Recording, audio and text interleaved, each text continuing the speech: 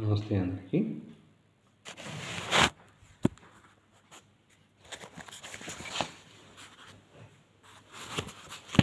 కార్తీక పురాణం, మోహన్ వారి కార్తీక పురాణం 5వ అధ్యాయం.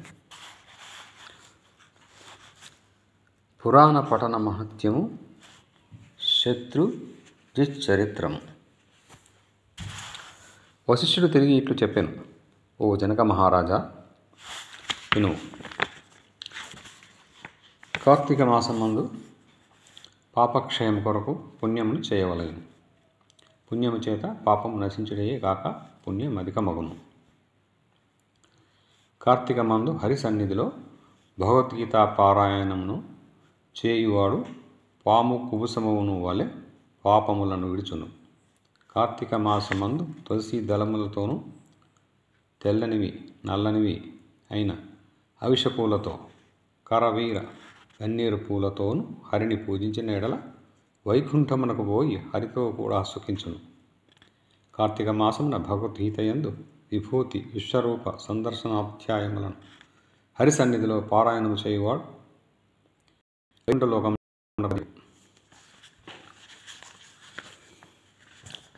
కార్తీక మాసమందు హరి సన్నిధిలో శ్లోకము గాని శ్లోకపాదమును గాని పురాణమును చెప్పిన వారును విన్నవారును కర్మబంధ వినిర్ముక్తులగురు. కార్తీక మాసమందు శుక్లపక్షమందు వనభోజనము చేయువారికి సమస్త పాపములు నశించును. ఇతర కాలములలో జపకాలమందు, హోమకాలమందు, పూజాకాలమందు, భోజనకాలమందు, తర్పణకాలమందును చండాలుల యొక్కయు, పాపాత్ముల యొక్కయు, శూద్రుల యొక్కయు, అశౌచవంతుల యొక్కయు సంభాషణలను వినినచో దోషపరిహారం కొరకు కార్తీక మాసమందు వనభోజనమాచరించవలెను. అనేక జాతి వృక్షములతో కూడిన వనమందు ఆమలిక ఉసరిక వృక్షము వద్ద సాలగ్రామము నుంచి గంధపుష్పాక్షతలతో పూజించి శక్తి కొలది బ్రాహ్మణులను పూజించి భోజనం చేయవలను. ఇట్లు కార్తీక మాసమందు వనభోజన చేసిన ఎడల ఆయా కాలమందు చేసిన సమస్త పాపములు నశించి విష్ణులోకమునందు సుఖముగా నుండును. కాబట్టి తప్పక కార్తీక మందు వనభోజనం ఆచరించవలెను. కార్తీక మహాత్యమును భక్తితో విని బ్రాహ్మణుని కుమారుడు నీచి జన్మ నుండి ముక్తుడాయను. రాజిట్లు అడిగాను: ఓ మునీశ్వర, బ్రాహ్మణుని కుమారుడెవరు? ఎవడు? వాడేమి కర్మ చేశాను? దీని చేత విముక్తుడాయను? ఈ వృత్తాంతమును వినవలనని కుతూహలము పడుచున్నాను. వశిష్ఠుడు ఇట్లు పలికెను: జనక మహారాజా, చెప్పేదను విను. కావేరీ తీరమందు దేవశర్మ అను బ్రాహ్మణుడు వేదాంగ పారంగతుడు గలడు. ఆ దేవశర్మకు దురాచారవంతుడగు ఒక కుమారుడు గలడు. అతని దుర్మార్గమును చూసి తండ్రి, నాయన, నీకు పాపములు నశించడి ఒక మాటను చెప్పేదను. కార్తీక మాసమందు ప్రాతస్నానం చేయుము.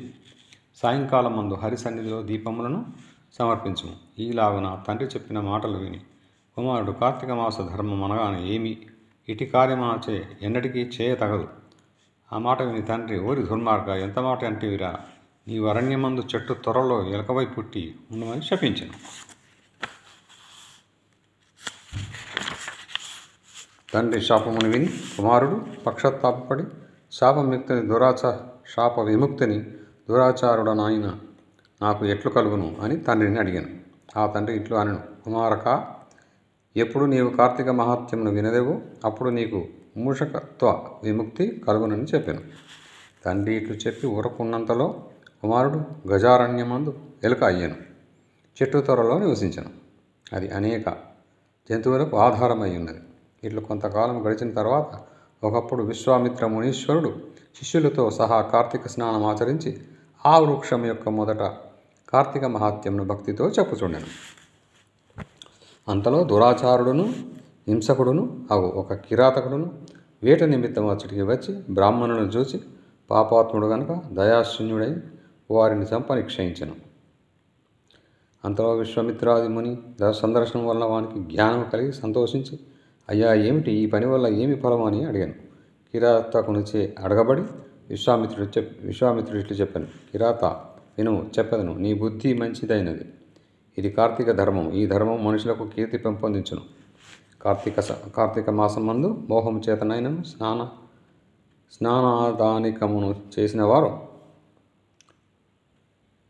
వాడు పాప విముక్తుడై వైకుంఠమును చేరును. కార్తీక మాసమందు భక్తి శ్రద్ధలతో కూడిన వాడి స్నానదానాది వ్రతము ఆచరించువాడు జీవన్ముక్తుడును అగును.